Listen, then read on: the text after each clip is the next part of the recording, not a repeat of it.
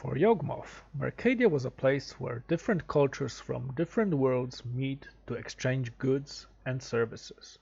A plane where people of different races coexist and focus mainly on production, sales, and exchange, without realizing that there's a massive factory hidden beneath them. For Gerrard and his crew, Mercadia was a land of paradox and nonsense.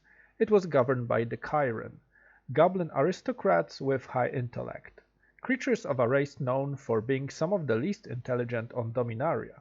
Here they are feared and respected by pretty much everyone. Then there's the irrational upside-down mountain and the city that serves as a marketplace for people coming from who knows where. For Volrath, Mercadia was the scene where his role-playing is about to commence. A tragic story of his arch-nemesis's fall, and he's going to watch that from the first row. Sometimes even from the stage, as he's one of the play's main heroines now. Stark's daughter was still on Wrath, while her oppressor Volrath used his shape-shifting skills to fool his gullible ex-blood brother, using his savior complex against him. Gerrard's newest comrade wasn't Takara, it was Volrath in disguise.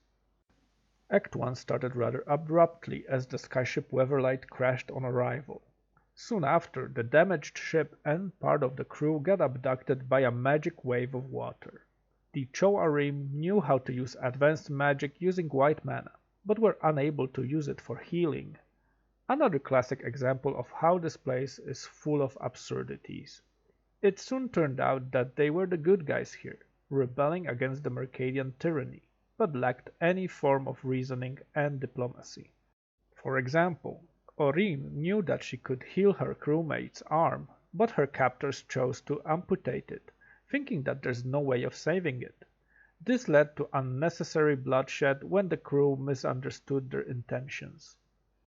In the meantime, Gerrard and the rest of the crew were preparing a rescue mission. In Mercadia, you could easily recruit mercenaries, the Caterans. Some of them were frightening creatures with 2 sets of arms and surprisingly intelligent and focused on doing what they do best, being soldiers for hire, following orders of whoever pays them. A perfect new ally Weatherlight needed right now, according to Takara. Not far from the marketplace was the land of the Mer. The merfolk were a secluded bunch, but unlike the Cho-Arim, knew a thing or two about diplomacy. For some reason they were deemed the dangerous ones, and it's best not to trust them, according to Takara. It was much better to launch a full-on expedition to retrieve the ship and free its crew, with the Caterans as the army and Gerrard as their leader. While the rescue party was on their way through the forest, Orim fell in love with the people that abducted her, especially the young warrior Cho-Manno. This was her new home, and she became accepted by the rather primitive but good people. The Weatherlight reminded something that was prophesied to mark their deity coming back to its people, and some mistakes in judgement had been made. But now the Samite Healer was learning their water magic at the Fountain of Cho, and teaching them the ways of her people.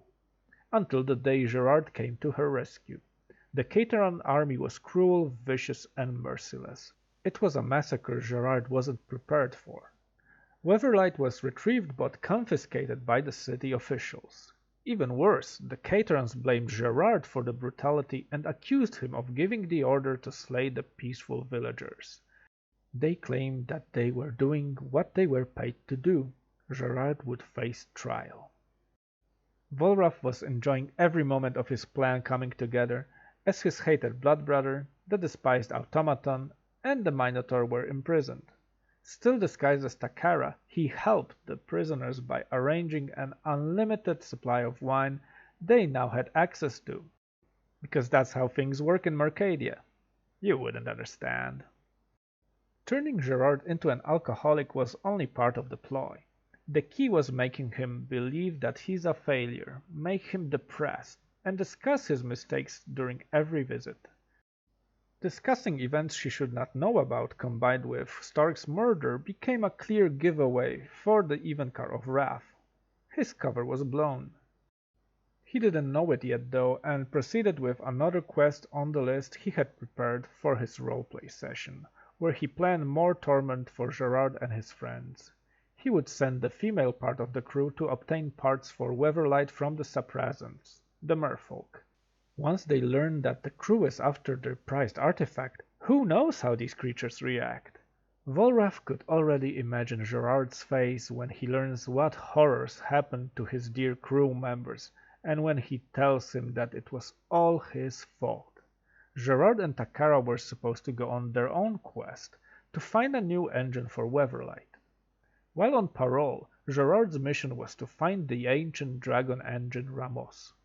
The road was long and full of atrocities, which made it more realistic and entertaining.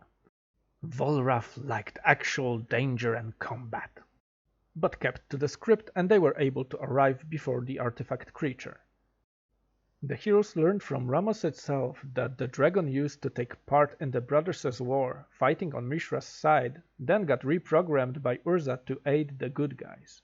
When Urza activated the Silex and a ruinous blast ravaged Dominaria and its inhabitants, Ramos quickly gathered people from different races and plane shifted to Phyrexia, from where it used the portal to Mercadia that was later placed on Rav.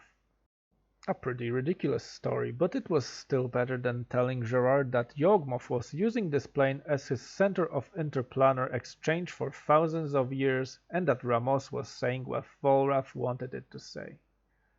Volrath wasn't the best storyteller, although he seemed to think otherwise.